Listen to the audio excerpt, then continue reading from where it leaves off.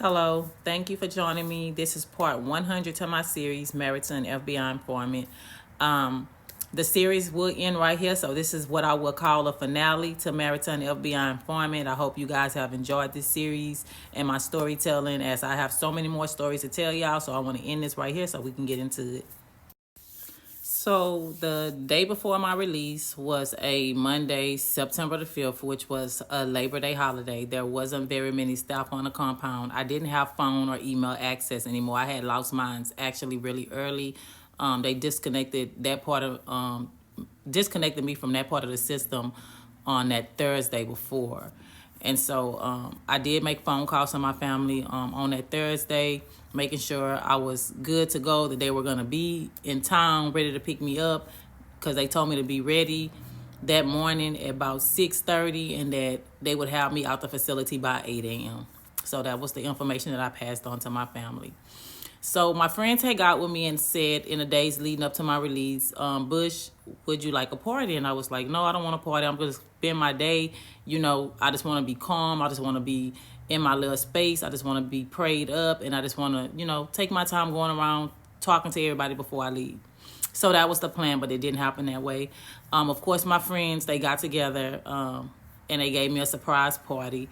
And everybody that showed up bought me the sweetest cards, handmade, the best letters ever, recognizing me at the camp. And so, it was a very bittersweet moment for me at that point. And that night went off. I went to bed early. I got up early that morning before the compound even opened at 6 a.m., took a shower, got dressed, and made my little rounds around the compound to tell everybody that, I love y'all, I'm going to be praying for y'all, and that, I'm not going to forget about you guys.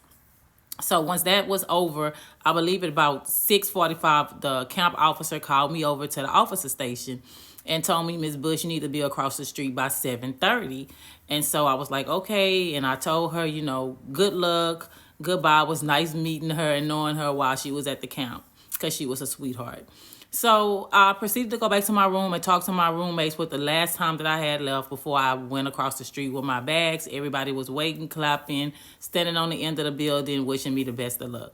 So I made it across the street, and I sat on the bench, which is something that we do in federal prison from the camp, because we have to walk across the street to the front lobby, and we sit on a bench and somebody comes out and begins the process of checking us out the system.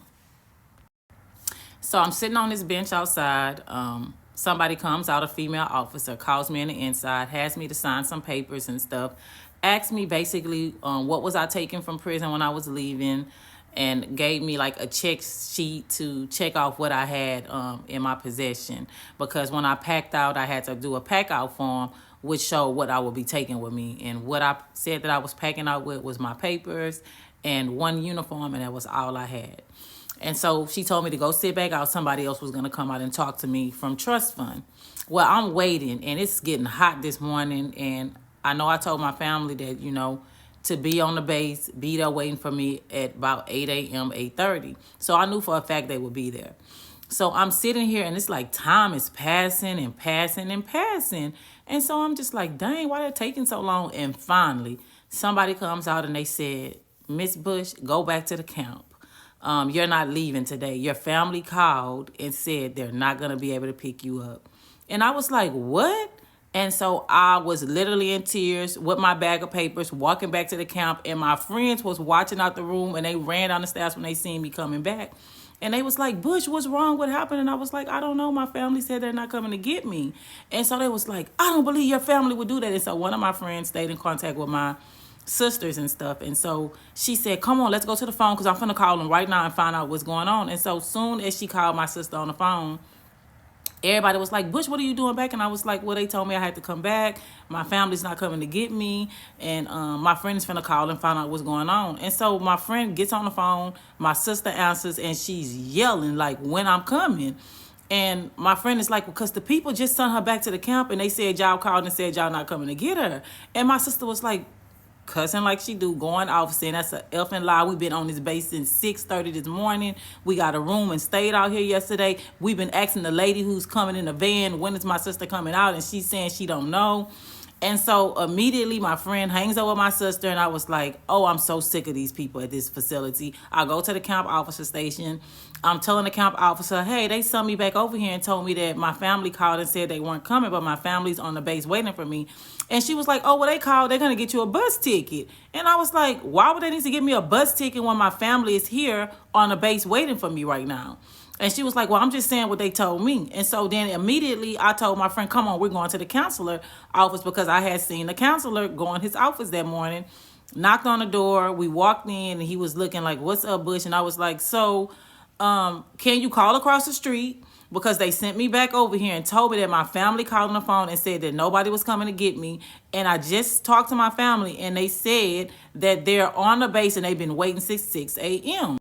So this officer immediately starts questioning me on, how did you talk to your family, because your phone has been off. So how are you communicating with them? And so I'm like, my friend just called. She talks to my brother. And so she got my sister information. And they're on the base right now. And they've been there all morning waiting for me. So can you call across the street and tell them that they made a mistake, that my family is on the base? And so he was acting like he didn't want to call. All of a sudden, I'm raising hell inside the office. And he gets on the phone. And he's saying, oh, I have Miss Bush in here, and she's stating that her family is on the base, and y'all sent her back, and just going over this whole conversation on the phone with whoever he's talking to on the other end of the phone. So he hangs up the phone, and he tells me, okay, they said you can go back across the street. So I'm like, seriously? So they literally just lied to me and told me that my family called, because I know they would not have called and said that. And so I go back across the street, but I hug everybody again, tell them I'm going to be in contact, and I go back across the street and I sit down. I sit down, then SIA comes out, and so they do this routine screening, asking you if you have anything that you would like to report to them. Well, everything that I needed to report to y'all had already been reported and documented before I left prison. I told them, well, y'all already got all my complaints. And so then they asked me what did I have in my bag, and I was just like, all my papers and stuff. And so they started going through my papers, but I had everything like tucked away really, really nice in different envelopes. And so they basically call me in, have me sign some papers again.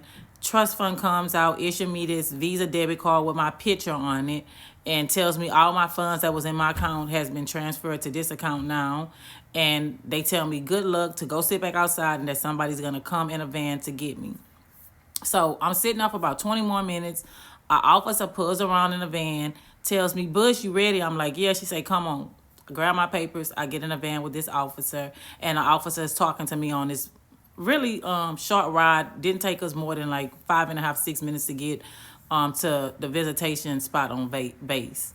So she's telling me, you know, there's a family out there that kept asking, was my sister out yet? What time are you going to drop her? And I didn't know who they were talking about. And it's like a girl and her husband. And, you know, she was saying all this. And I was just like, well, it's probably my sister and them out there.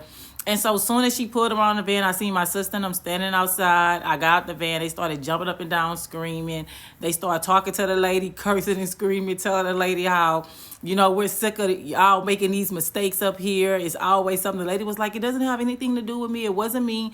All I do is drop them over here. And until they had gave me the word that she was ready to go, you know, I couldn't bring her. And she said, I seen her sitting out there all morning too. I didn't know what was going on. And so we drive off in the wind. Let me remind y'all that upon my release, I was given travel instructions, which stated that I had 5 hours from the time I left the facility from the time they stated to be at the Houston halfway house. It was already 12 o'clock noon or after when I was leaving the facility. So they were way behind. So I immediately got on the phone, used my sister's phone to contact the halfway house in Houston and let them know what happened, and told them that I was en route now. They said, well, what time will you be arriving? And I was like, I'm not 100% sure, but we're just about to leave Fort Worth, Texas. And so they was very lenient to me. They said, okay, well, call us when you're near. Let us know when you make it, and we'll have somebody meet you at the door. And so I was like, okay, thank you, because I'm thinking I'm going to be in some trouble. I'm on a time limit thing, and I never had a chance to just like sit back and process, okay, so I'm going to a halfway house that's co-ed in Houston. So eventually we arrive at this halfway house, and it's late evening, probably around 5:30, because there's a lot of traffic by the time we do reach Houston.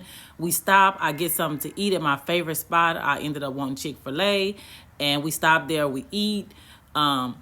I switch out some things my sister had for me. Like, she's giving me all this Dolce & Gabbana perfume. She got me all the nice clothes, purses, everything. I have a whole bunch of stuff that I'm going into this halfway house with.